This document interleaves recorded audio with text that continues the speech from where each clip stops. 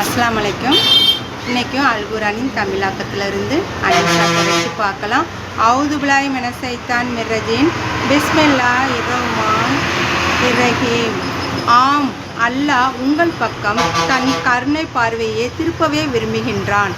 ஆனால் தம் மன இச்சைகளை பின்பற்றி கொண்டிருப்பவர்களையோ நேர் வழியிலிருந்து நீங்கள் வெகு தூரம் விலகி சென்றிட வேண்டும் என்று விரும்புகின்றார்கள். அல்லாஹ் உங்கள் மீதுள்ள கட்டுப்பாடுகளை தளர்த்த விரும்புகின்றான்.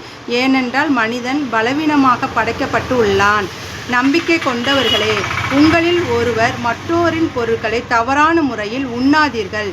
பொருளீட்டுவதற்கு உங்களுடைய பரஸ்பர விருப்பத்தின் அடிப்படையில் கொடுக்கல் வாங்கல் இருக்க வேண்டும்.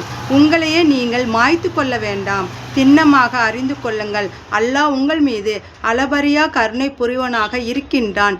எவன் மரபு மீறியும் அநீதியாகவும் இவ்வாறு செய்கின்றானோ அவனை நாம் நெருப்பில் வீசியே தீருவோம்.